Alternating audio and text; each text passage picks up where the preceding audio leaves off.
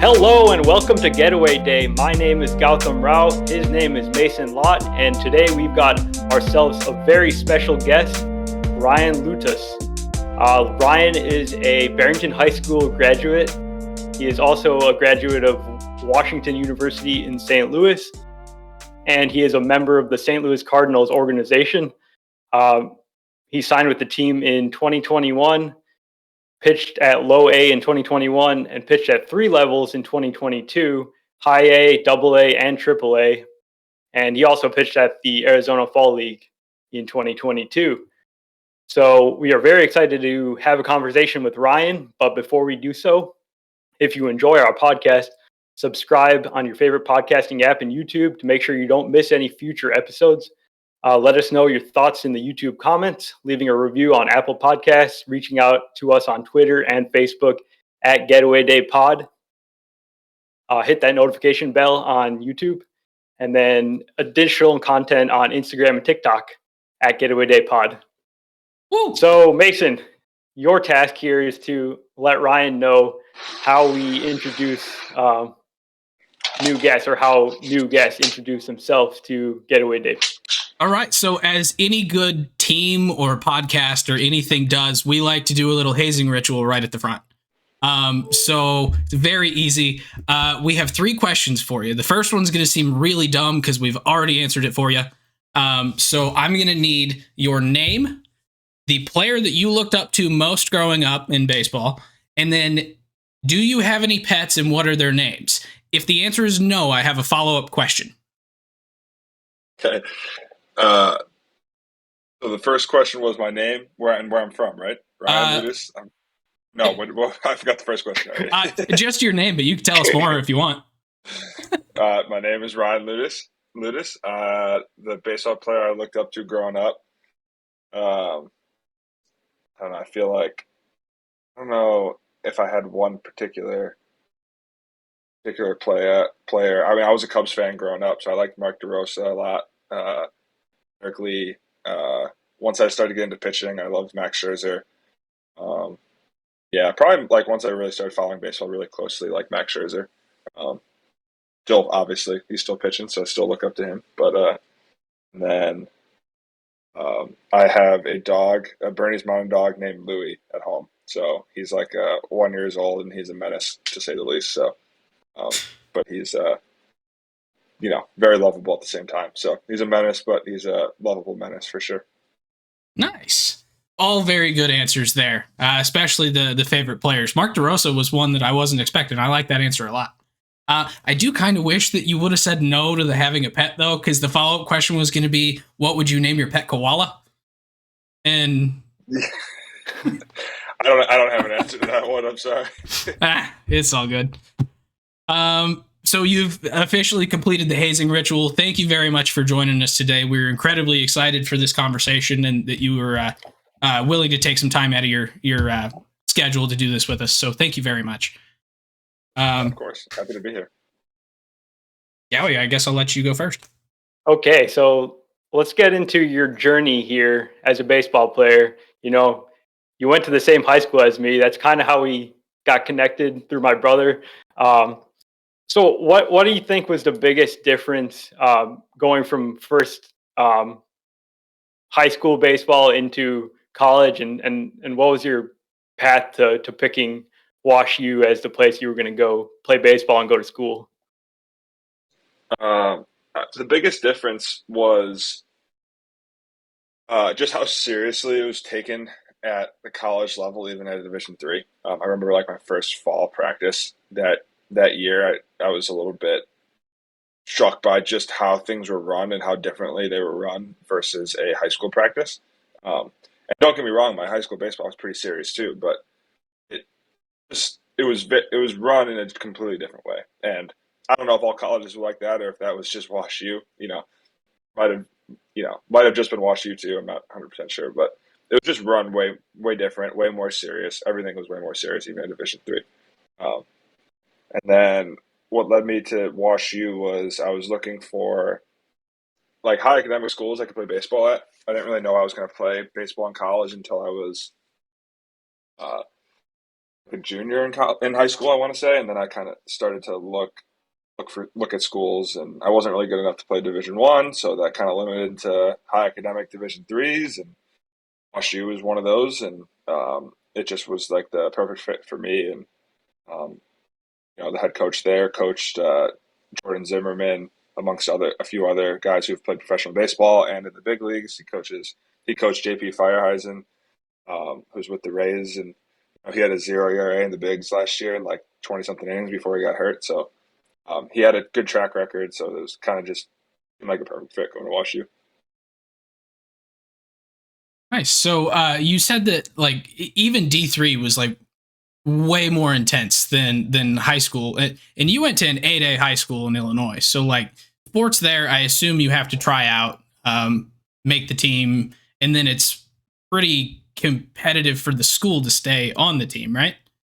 Like from year to year. Yeah, yeah. I mean, it was competitive. It's not if you just show up with a bat, a glove, pair of baseball pants, and a hat, you make the team.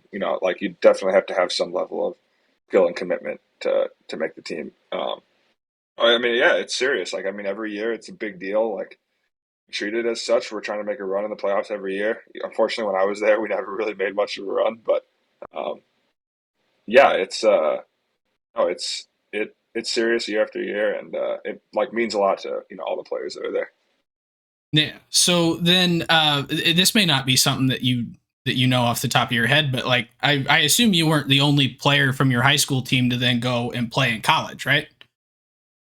Yeah, we had a bunch. We had a few Division 3 guys. We had a guy play at Monmouth. I play at where else did we guys have? Where else did you guys play? University uh, Illinois Wesleyan University. Sorry, and then I played Division 1 at Bradley. He's with the White Sox organization now. Yeah, we had a few other guys that played Cordia, Wisconsin, I think, and I'm probably missing a few, but yeah, we had some Okay. guys play Division 3, and then we had one or two play Division 1. Okay. Cool. Yeah, because then I guess going from or so you have all these guys going to different schools. You go to WashU, where I mean, you flat out dominated at WashU is a pitcher, and like I guess I'm trying to figure out how to phrase my question here. So I assume was baseball something that kind of came easy to you, like in high school? Like I looked at some of your numbers. You were really freaking good in high school. You were dominant in college. Obviously, you rocketed through the minors last year. So like you're very very talented guy. Know what you're doing, but I assume it's not just easy, right? There's a lot of work that goes into being able to make or get those numbers, right? Those results. I think my senior year of high school was when I really made that big jump. I would say competitively, and kind of separated myself from my peers a lot. I was a good pitcher my junior year too. I was like our number 2 starter that year, and I was throwing in the low 80s and did pretty well. But I had a good high school season. I might have been all conference. I don't really remember that year, but nothing out of the ordinary or exceptional or crazy or anything like that. So I was always in every year. I think put in a lot of work. Then if most guys were making a jump from A to B, I was generally would put in the work, and I made a jump from A to C. Right, like I continued to like separate myself every year. Usually by the work I put in the off season, whether it was by gaining velo or whatever it was. So senior year was when I really think made the jump where I kind of separated myself from my peers a lot. And then in college, um, kind of just continued that. I had to grow a little bit, right? Because college hitters are a lot different than high school hitters, and um, each year was an adjustment there. I learned a lot in college too. I was 4 years of experiencing a lot. Obviously, I did very well overall, but I also went through um, figuring out a lot. I had to figure out a lot of things throughout college too. You're maturing a lot. You're dealing with school and everything else. So, but yeah, I would say senior year was when I really made that big jump, and it is all a testament to sure, all the hard work behind the scenes that that no one else sees, right? And that's the same for any professional athlete. and any college athlete, any high school athlete, really. It's just, I mean, it's the amount of work you put in just for like a little bit of success on the field, right? Is a ton, right? Like you put in hours and hours, months and months of work for you know pitching for an hour in a game and different times throughout a year, right? But it's worth it all in the end. Yeah, and that leads like exactly into the next question I was going to ask about um, managing different things that you had going on when you were in college.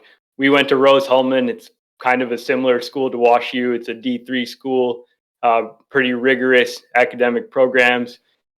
How are you managing all your schoolwork with your baseball and playing and practice and everything else? Um, I think it just comes down to like me. I I definitely was prepared well for based off of like the classes I took in high school. Like I took a really hard course in high school, a lot of AP classes. I would always take the hardest classes I could take, fullest schedule I could take, and I still played two sports and I trained all year round and I played summer ball and I was busy in high school. So I think going to college wasn't that much of a transition for me. Um, it was a little bit, it wasn't anything crazy. And then it's just like, I mean, because I already had that, I knew how to handle all those things. It was just once I got to college, it was more of you know just putting in the time and effort and um, caring. I think like I always cared about my grades. I cared about um, how I did everything and went about everything. So I put in my full effort into everything. Right. I think um, and managing your time, you just learn how to do it over time. Like, I mean, if you care and you want to figure out how to learn how to do it, you will, like that's kind of, and I think I had a good experience in high school getting ready for college. Barrington prepared me really well. So it was just like, it's a pretty natural progression into college, I would say. And then in college, you were a computer science engineering student, right? So, like Gowie and I definitely know kind of what comes along with that as far as the rigor that's involved to keep your grades up for that. So, I was kind of curious if like the rigor of that program in maybe some way outside of the obvious kind of helped your baseball career. Like, does that like help like does your classwork and the determination and discipline to get all that done, does that translate over to the field, or is it kind of two separate things? Like if one's going well, are they both going well, or like how? No, it's for sure. Like the lessons you learn in sports and school definitely have a lot of parallels, right? I mean, they both teach you different things, but yeah, like for sure. Like there's so many days where have to study for an exam or you have to do some monotonous homework, right? That you can for sure, find the parallel in baseball of whether it be doing your monotonous mobility work for the day or your, really tough lift that could be comparable to a tough homework assignment. I don't know. Those are bad. They're bad comparisons, but like in the end, it's also just having the discipline to do things you don't always want to do, which in the moment, right? Like, don't get me wrong, I like working out, I like training, I like doing all those things, but yeah, like, laying in bed scrolling through Instagram is also pretty nice, right? So like having the discipline to do all those things, right? That sometimes are difficult um, is something that are very similar in both. And yeah, I think in school that definitely has prepared me, to do the same thing in baseball and treat it the same way too. Like a lot of people treat athletics a little bit differently than they do school, right? And sometimes people will put more effort into school than they will athletics, or vice versa. But for me, I think the longer I've played baseball, the more I've treated baseball like school, and just like how I'm keep my training plan organized, my schedule organized, right? All those things go into it. So I mean, it's for sure all related, and I kind of treat it that way. So, as Mason mentioned, you were pitching very well at Wash U. You had a great senior season. You set the program record for strikeouts. Um, you know, highly decorated player, awards wise, pretty cool stuff. Um, so you're reaching the end of your season. What is that looking like for you in terms of you're out probably looking for jobs, but then you're also had your eye open for pro opportunities. Tell us about that. I already, so let's see, like I kind of went job hunting my fall of senior year.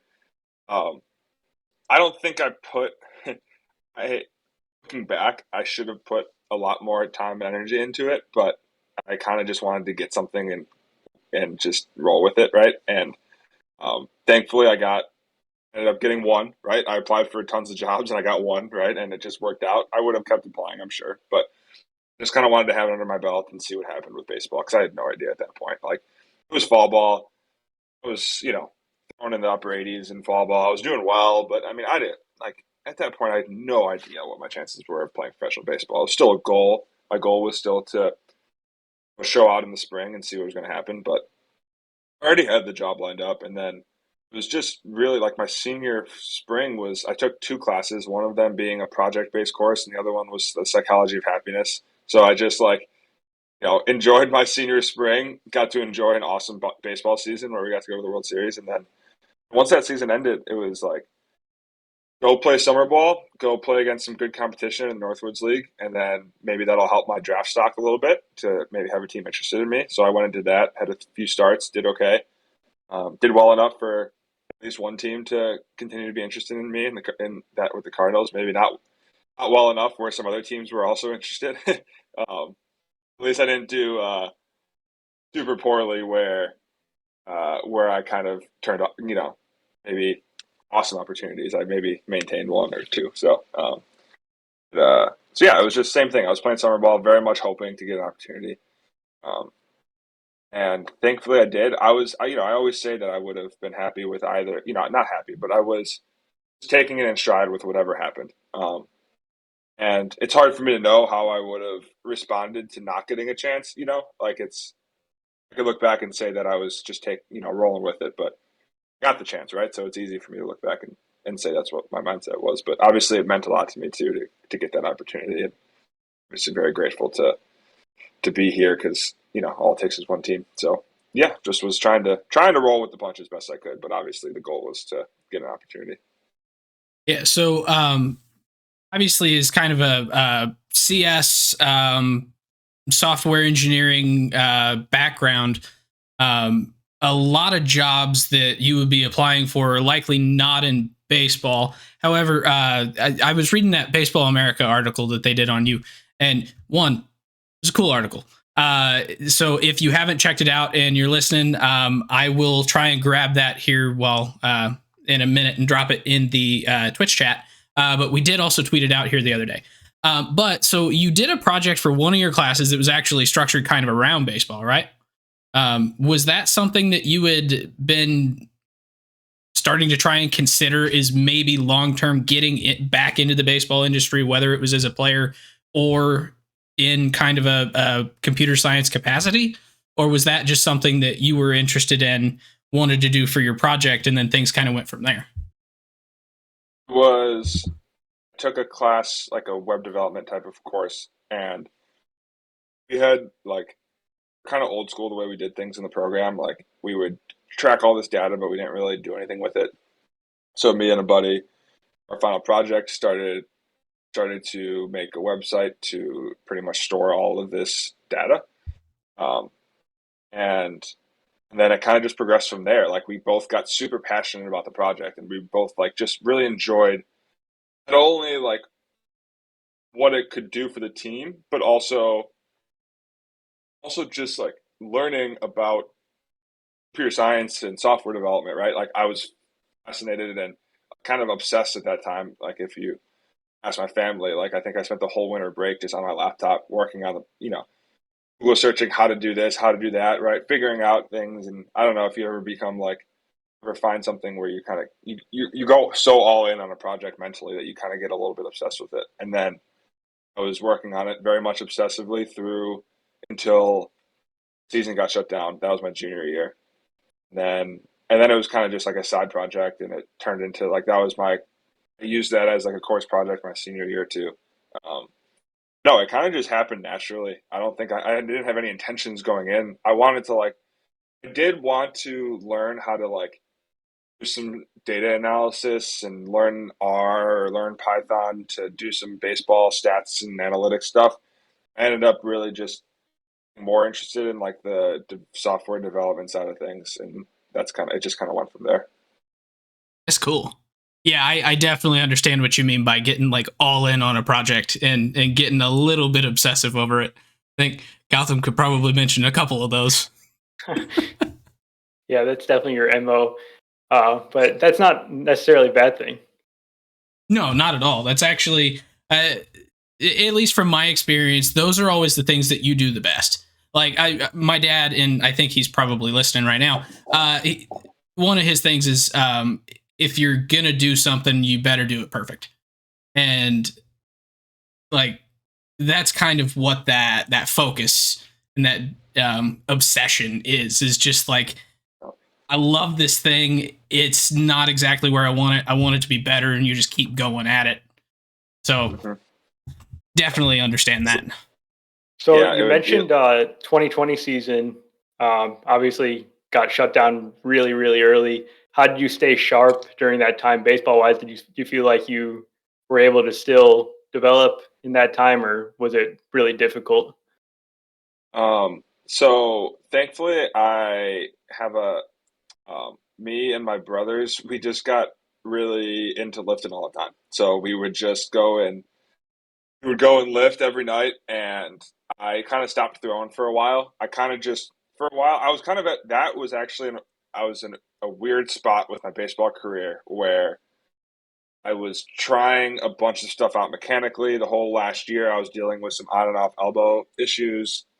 And I was messing around too much, and I was throwing slow, and I was not in great shape, and all these things. And once the pandemic started, it was like, all right, I'm just going to go back to trying to get really strong and put on some weight and see what happens, right? And I did that, started throwing again, started to get ready to play in the Northwoods League that summer, started to throw significantly harder than I was in the past, um, which was awesome. And then went to the Northwoods League, and it was awful. I could not throw strikes. I didn't know where the ball was going. I threw harder, but I, went through a lot mentally that summer and learned a lot too.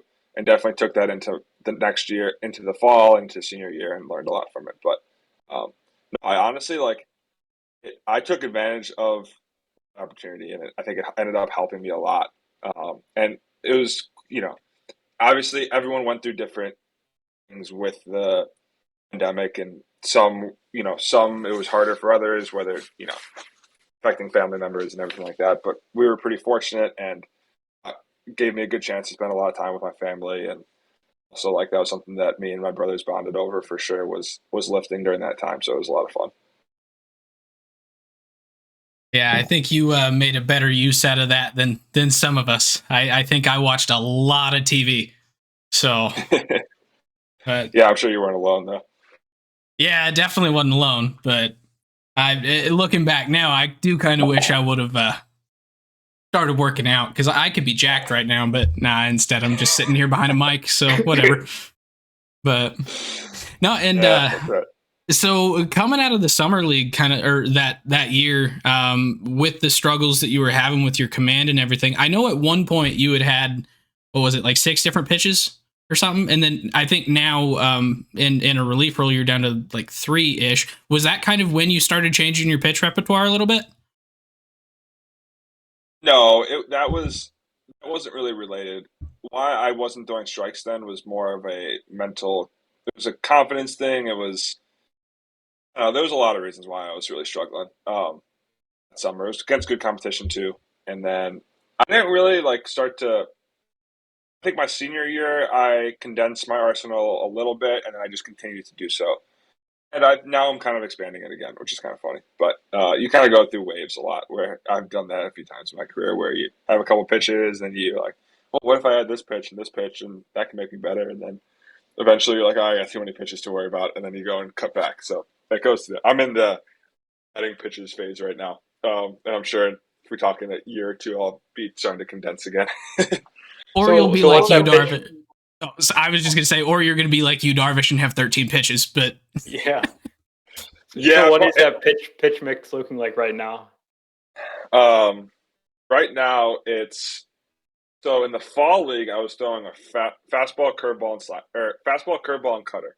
Uh, and I stopped throwing the slider to force myself to throw the curveball. I did that. Really was happy with how the curveball was going because it's a really good pitch for me.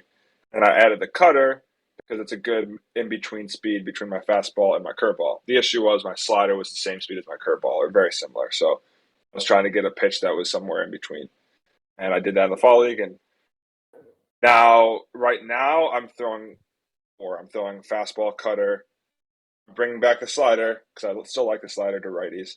I'm throwing the curveball. So I don't exactly know how it's going to go because I don't want too many pitches either. So we're kind of just keeping the slider around because it's a good pitch to right-handed hitters, and it was really good last year for me. So I don't want to get rid of it, but we're doing some pitch design with the cutter too, where I'm trying to figure out what's the right movement relative to its velocity that's going to, be the best kind of.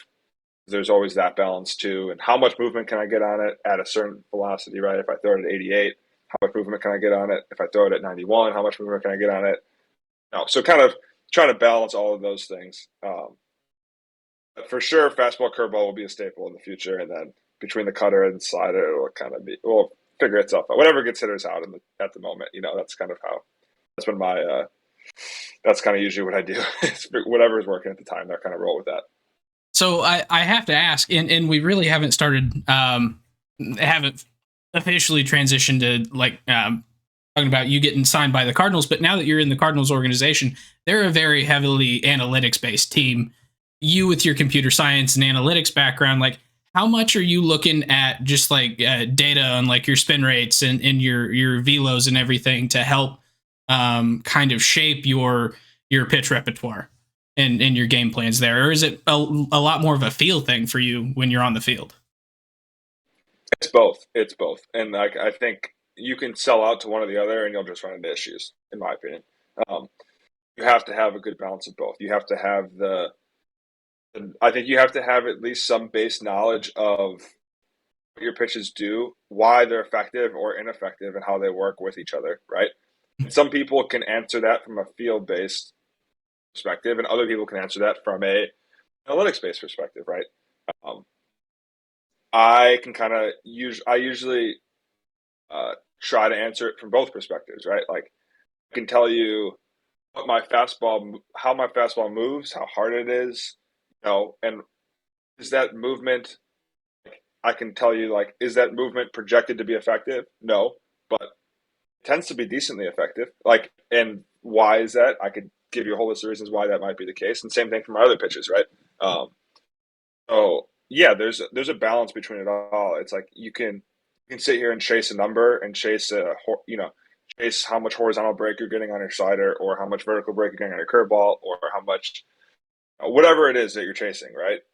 But the trick is to find both the combination of like what's going to give you the best chance of success, what can you command, what works well in your arsenal, what role are you in? Like, are you in high leverage spots? Are you in trying to eat up innings? Are you trying to get ground balls? What are you doing, right?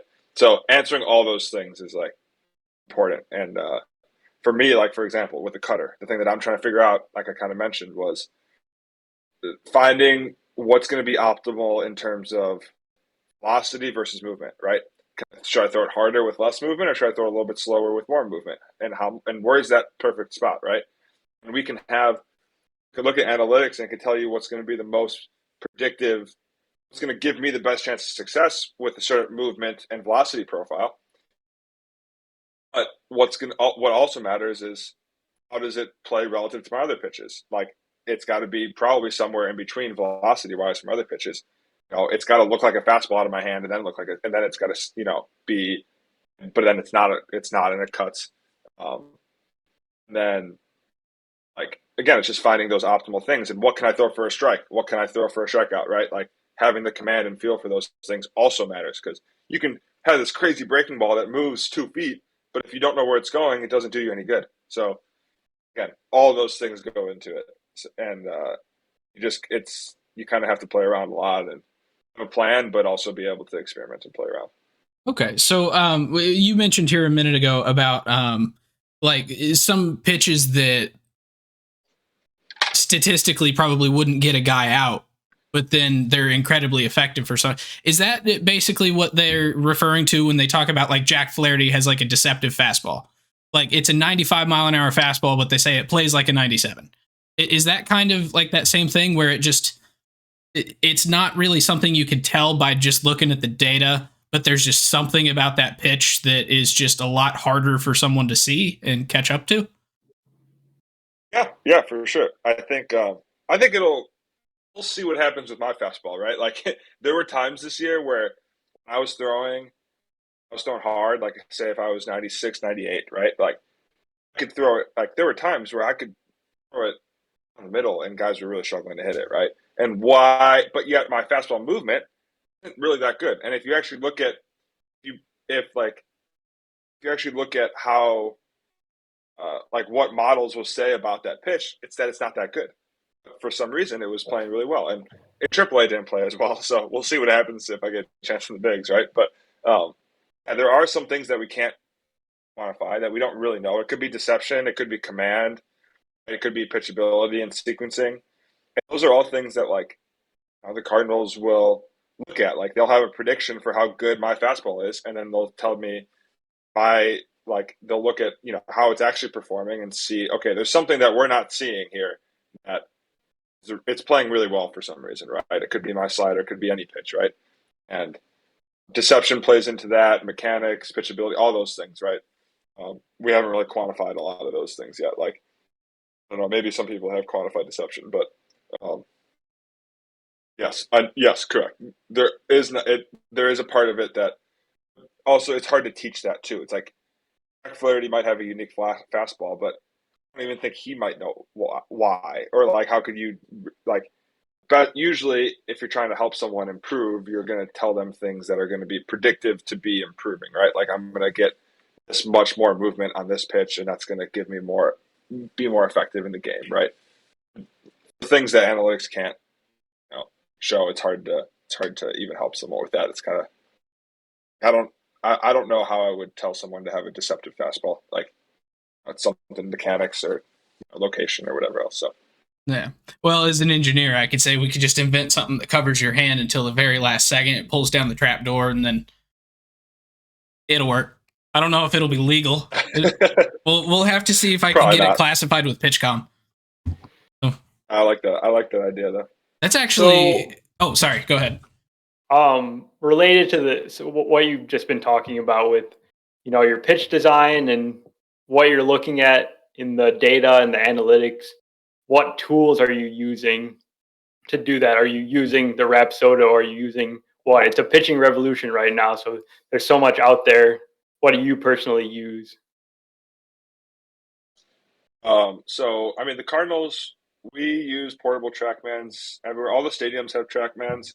And then we use portable TrackMans at the facilities. I've used Rapsodos. I've used TrackMans. A little bit of everything, right? And there's differences in them, and you kind of have to know the differences going into it because you can look at the data and you have to know you have to know how to interpret it because each device is a little bit different too. I would say both those tools. Real quick, for dumb people like me that have no idea what a TrackMan or a Rapsodo is, can you give like a 2-sentence explanation as to what it is? Or is it way too complicated for 2 sentences? No, it's right. So in MLB, I mean, obviously everyone knows StatCast in MLB, right? So MLB, StatCast now uses what's called Hawkeye. But anyway, before Hawkeye, they used TrackMan. And that's what it was at all the stadiums, and there's cameras everywhere. And all StatCast data is TrackMan. And they have it at all minor league stadiums too. Tracks anywhere the ball is in play, right? It tracks how it spins, how it's moving, right? It tells you, I throw a pitch, it tells me how much it moved horizontally, vertically, how hard the ball was hit, right? How far the ball went, all those things. So that's what TrackMan and Rapsodo do. They read a baseball in the air, and they tell you how much it's moving, how much it's spinning, all those things. Okay, thank you. That helps. Sorry, Gowie, I'll let you get back to your nerding out here. Yeah. So I guess just um, how do you parse all that information? You're getting tons of information. How do you make those? It's a hard question to answer, but how do you decide what you need to be taking into account and what you need to throw out the window? Um, Usually it's by figuring out, listening to smarter people than me, that know more about this stuff and what actually matters and what doesn't. It really comes down to a few things, um, usually, which is down to horizontal break, vertical break, velocity. Um, there's a few other metrics that matter, but they're not as important. You got to focus on things you can control and whatnot. So those are the things that really matter the most. It's like how much it's moving and how hard is the pitch, right? And then by that you can tell a lot. And then release height and matters. Vertical approach angle, so like the angle at which it crosses home plate matters. Same thing for all the other angles out there. They all matter. Some of them you can control, some of them you can't. So you have to know what's important and what's not. And usually what it comes down to is a combination of velocity and movement. So that's what most people focus on nowadays. Okay. So, I guess this is kind of getting a little bit more towards just kind of the differences between college and pro ball in general. But I assume that like all this data that you're able to get now in the minors was not necessarily available all the time back when you were pitching with WashU. So, because I'm guessing that maybe you had some kind of like a TrackMan or whatever, but I'm guessing you didn't have the full breadth of what you have now. So when you went from pitching at WashU to pitching at what was it, Palm Beach? Was that where you started? Yeah. So like, how different was that for you, and just like getting all this extra information? And was it like overwhelming with just how much more there was, or was it pretty similar? No, I mean we got a lot more, but it was also, so at that time you had to go through a coach to get that information. And also with part of that though, I was learning a lot about all the numbers and what they meant and like what's important, what's not important. I knew enough. Like I worked for Rapsodo in college, so I had um, a sense of all these things. But TrackMan reads a little bit different than Rapsodo, and like I was still kind of figuring out what's like just understanding all of my numbers, let alone other people's, right? Like and what it all meant. So um, I don't think it was overwhelming because it wasn't something that was like in my face all the time, but it was something that I had to learn and kind of figure out myself and figure out what numbers I was looking for, what numbers were important, and kind of learn about that because it was something I wasn't quite like I was maybe following beforehand, but you don't really have a full grasp of it until you're hands on, either as a coach or hands on as an athlete with it. So in college, right, we didn't really have that information. We got a Rapsodo my senior year, but we didn't use it a ton necessarily. We were still learning how to use it, really. And yeah, so it was there's a lot more information to learn about. And then again, like I said, it's hard to really fully understand it all until you're in it and doing it for yourself and trying to, either you're a coach or an athlete in it. Okay. Um, Little side question from the chat here. I'm supposed to ask you how your senior year robe contributed to your meteoric rise. uh, that was a big impact. Uh, I got a robe and I had slippers, and I would walk around the house in a robe and slippers, and do some work on my laptop on the couch, and put my clothes on and go to the field or wherever I needed to go. So I was, all my classes were online, so I definitely enjoyed the comfy outfit when I was done for the day. You and It. I had a roommate that also wore a robe around the apartment. That's true. Eamon. We need to talk to him. Haven't talked to him in a bit. But yeah, no, I wish I had a robe. I was always jealous of people that did because they look so comfy. But I was personally like a flannel pajama and a t-shirt guy. So Okay.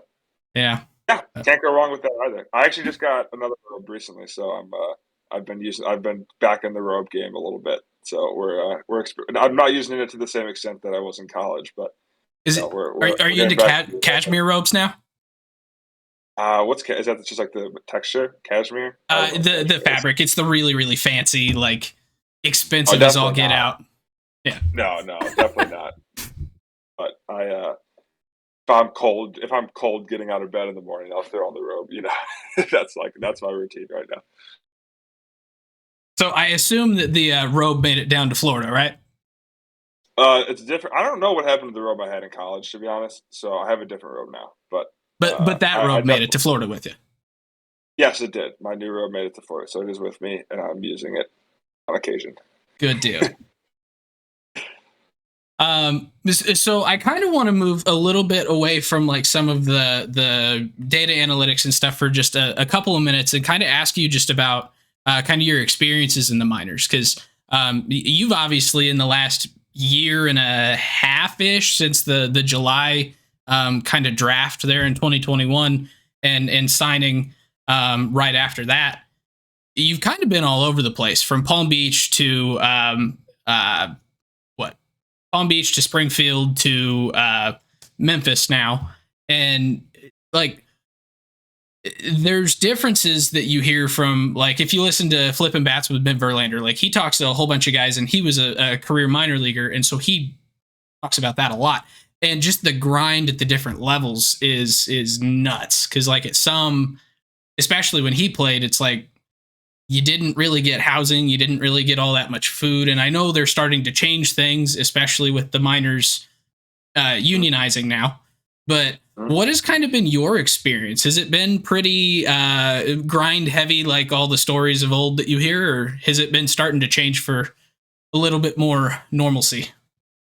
It's for sure changed for more normalcy, I'd say. I think like every level is better. Like you get treated better at every level. So overall in AAA, you get treated a lot better than you do in AA. In AA, you get treated better in high A and high A than low A. So um, and it also depends on where you're at and what team you play for and the travel that goes into that, right? But yes, like things are significantly better now than they were probably when Ben Verlander played. Yeah. I can say for certain that they are right. Like this year, we got housing. We got housing for the first time, which was a huge step in the right direction, right? And they'll continue to get to kind of move in the right direction. We'll continue to get paid, more fairly and all those things. So, um, I mean, there's times I would say like it was probably a more consistent grind. I would say like where it's gritty, in a way. Back then, it's you have you still have your moments in the minors, right? Like you have your long bus rides, right? You have your days where you don't get fed that well. You have The pink days locker where you're not rooms. right. Yep. Like wait, the pig locker room? What did Pink. you say? Pink. Pink? Yeah. The color What pink. about pink There's locker rooms? there's some that apparently at different low A affiliates and stuff. Like, well, I guess you didn't really pitch much in low A, but like some of them they paint all the visitors clubhouses pink. What's wrong with the Really? pink clubhouse? I don't Well, see the it's just problem. distracting because it's bright color. But I don't know. I'm I wouldn't have a problem with it personally, but whatever. Yeah, I mean the locker rooms get better at each level too, like the road locker rooms, right? So, and like the road locker rooms and like the showers are so like I will say that's where the grind kind of is like especially in low A and high A, the locker rooms and the food are just so inconsistent, right? You might go and you have one like wow, this locker room's pretty nice, this clubhouse is nice, our home clubhouse might be nice, and you go on the road to some and you're like you're going in these showers that are just 50 years old and gross and they look like they've never been cleaned in forever.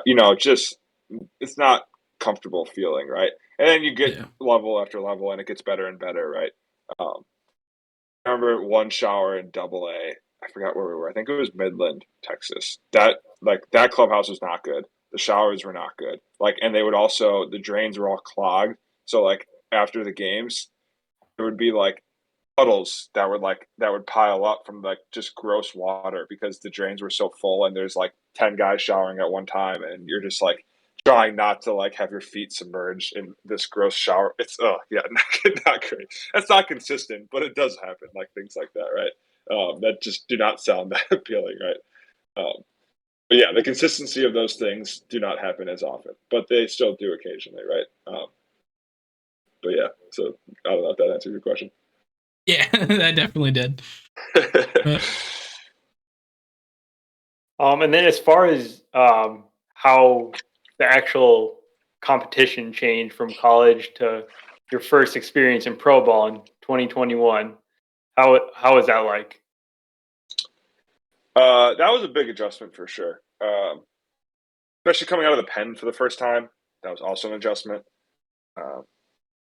But I think it was, yeah. I mean, it was just there were things that I could do in college that I couldn't do at that level, right? Like the hitters, my 90 to 92 mile per hour fastball wasn't playing the same way as it was in Division three baseball, right?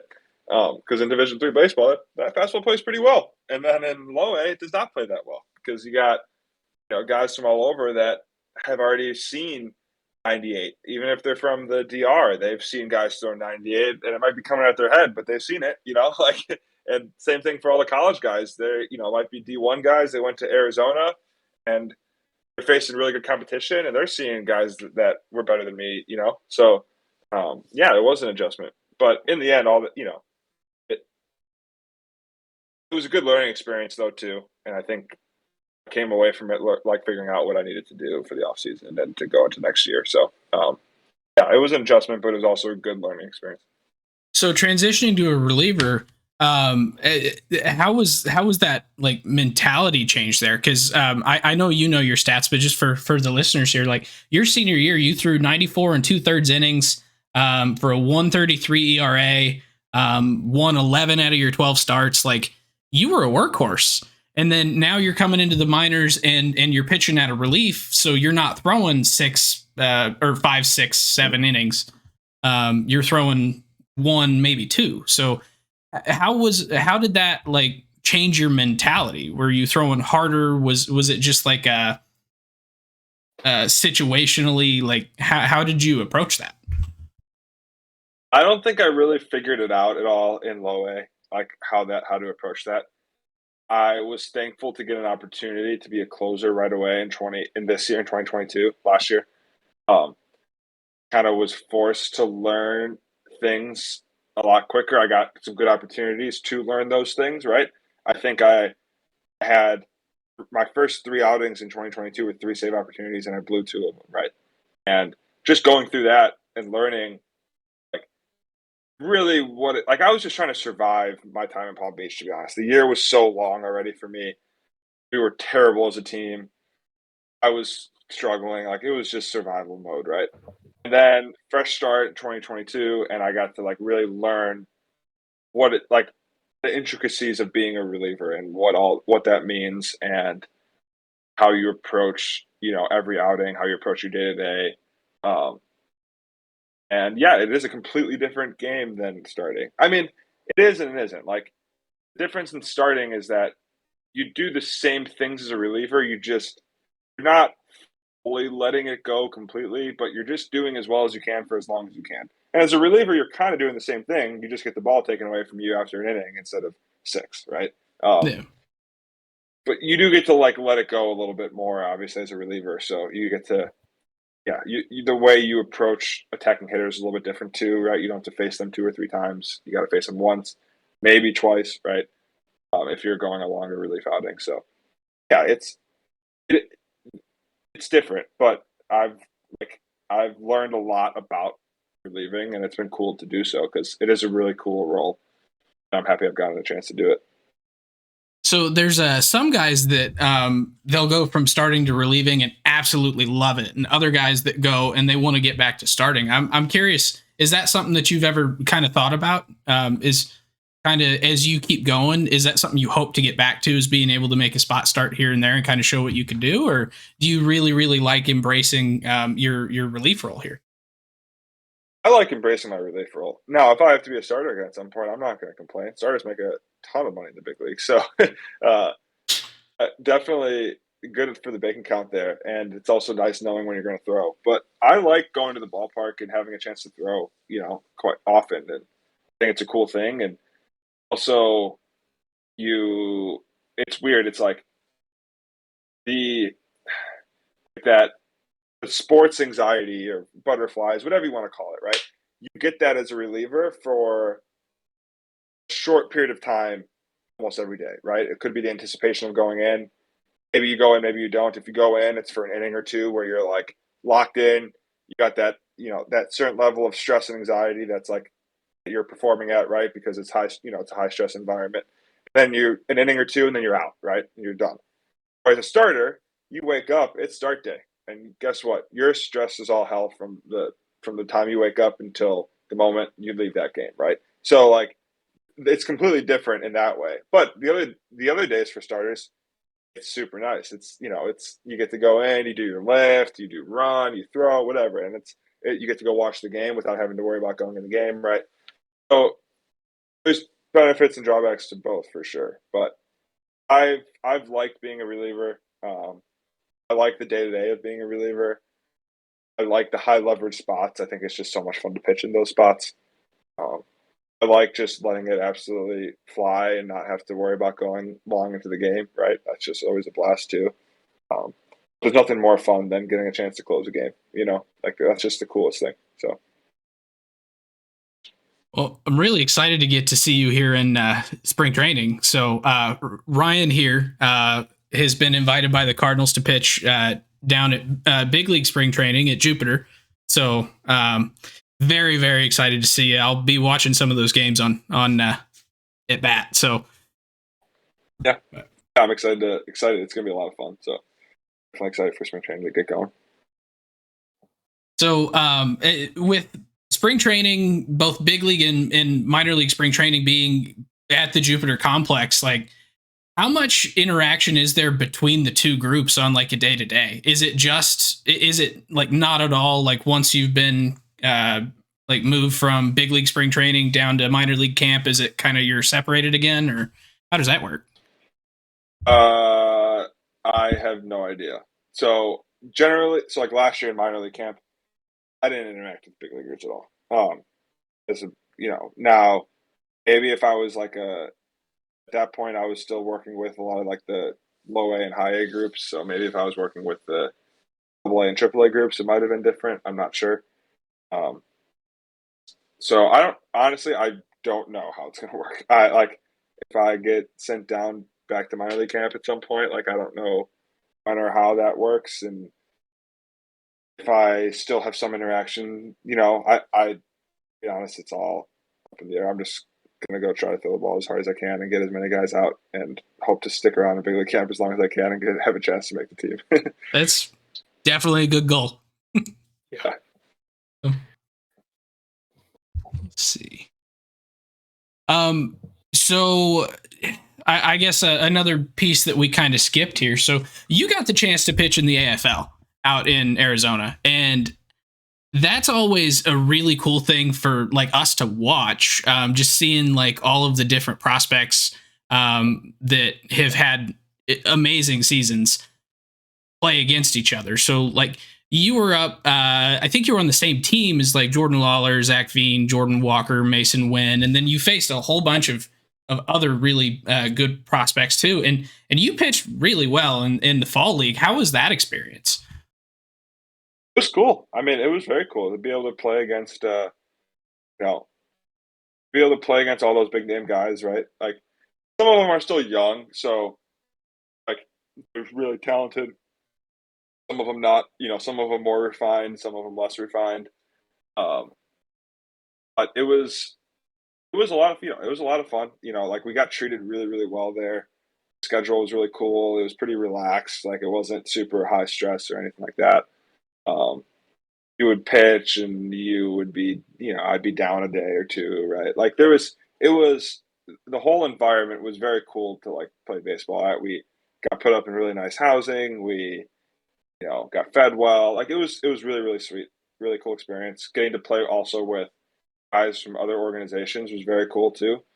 I was with Rockies, Diamondbacks, Tigers, Blue Jays, and maybe I'm missing one. But regardless, it was very cool to be able to play with guys from other orgs, hear their stories, see how things are run in their orgs, right? Just meet, anytime you get a chance to, like, the best part about baseball, especially at this level, is the relationships you make, the people you meet, the people you get to play with and against is like what makes it so cool, from my perspective. And that was just another perfect example of that, right? You get to play with a new team. Like I've played with a lot of teams this last year.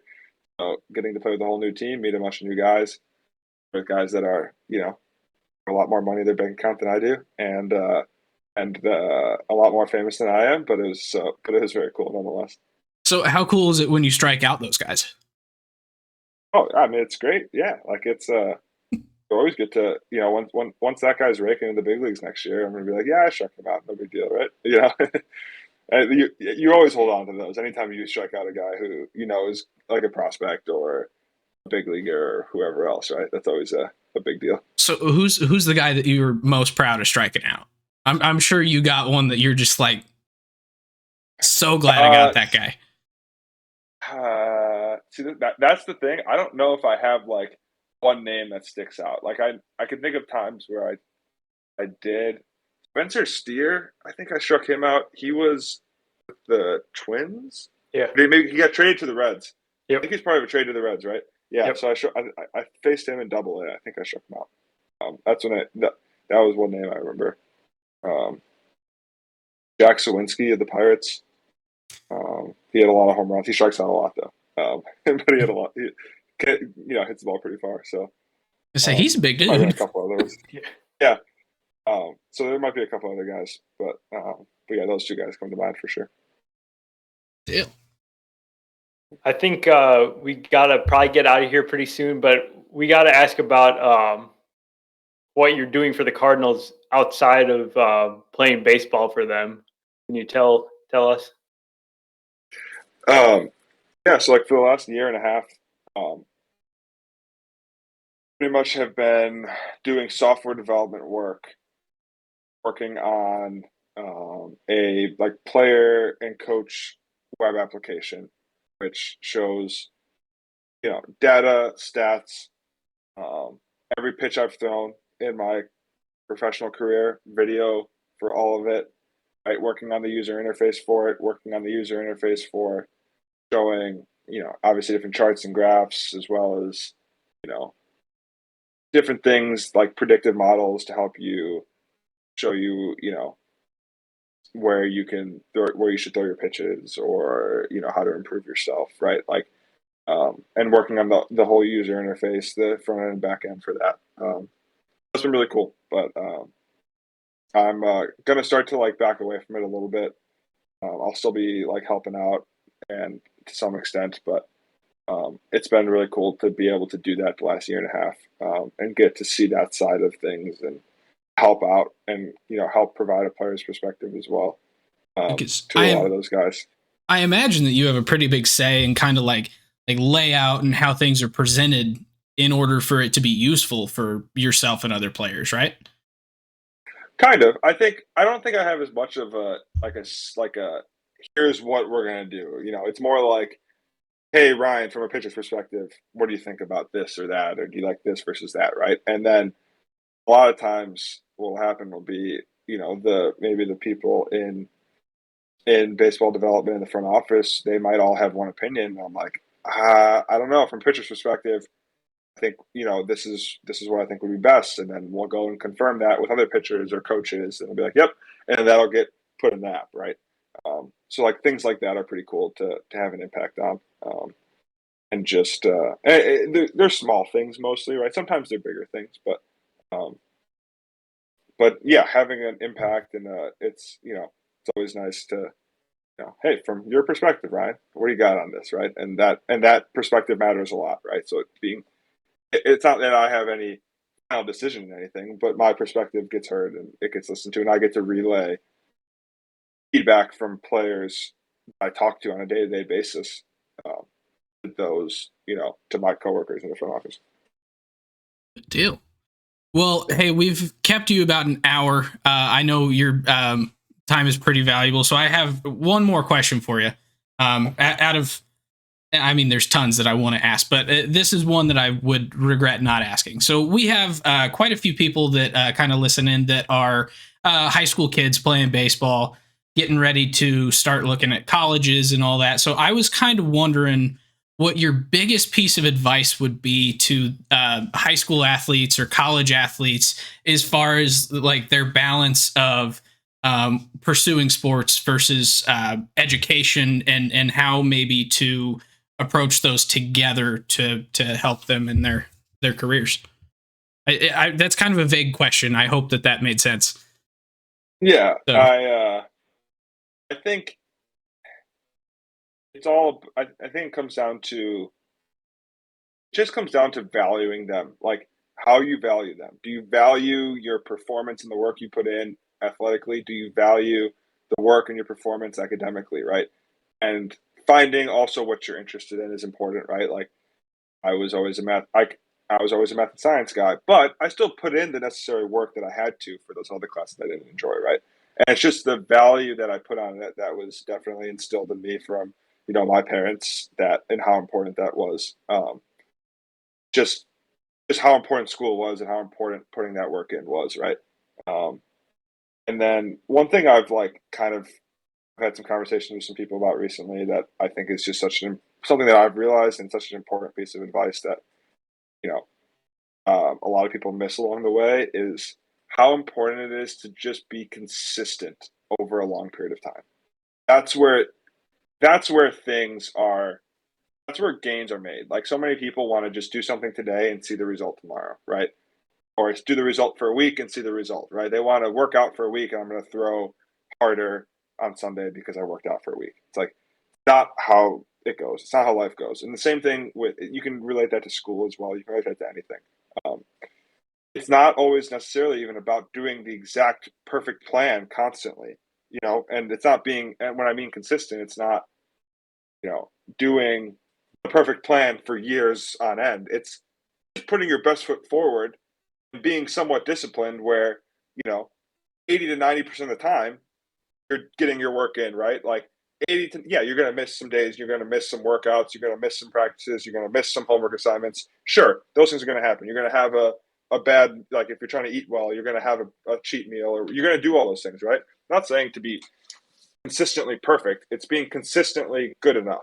And you do that for a long period of time, you're going to get pretty close to your potential and whatever that is. That's my opinion. And that's kind of something that I've seen because have I had a perfect training routine in my career? No, not at all. But I think having it like be a priority and being as good as I can for a long period of time and caring about it, that's what's gotten me to where I am, right? It's not, I'm going to have this perfect training routine for 2 weeks and then I get tired of it. I get lazy, do nothing for 2 weeks, right? That doesn't work. I'd rather go and be pretty good 80 to 90% of the way for 4 straight weeks than be all in for 2 and all out for 2, right? I just think that's what matters more than anything. And you could say that about baseball. You could say that about anything. But that's something that I've noticed, at least, both in baseball and in school and in coding and the things that I've learned there too. It's like, it's not about having the perfect plan. It's about just being consistent over a long period of time. I love that answer. That is some really great advice. So thank you for that. So. Yeah, and we thank you so much for joining us. We really had a great time asking you questions. You can come back to Getaway Day anytime. Yeah, for sure. I'd love to be back. I was going to say, just shoot us a text and we'll work you in. So. All right, sounds good. Yeah, I appreciate you guys having me. I always love chatting baseball. So. Yeah, cool. So if you enjoy this conversation and this podcast, subscribe on your favorite podcasting app and YouTube to make sure you don't miss any future episodes. Let us know your thoughts in the comments and hit that notification bell for the notifications. Facebook and Twitter at Getaway Day Pod. And that's going to wrap things up for this episode. We'll talk to you again next week. Yeah, thank you very much. If If you enjoy this episode, please make sure to subscribe on your favorite podcasting app or YouTube so that you never miss a future episode. On YouTube, you got to hit that subscribe button and that little notification bell to get notifications. You can also follow us on Twitter, Facebook, and TikTok at Getaway Day Pod.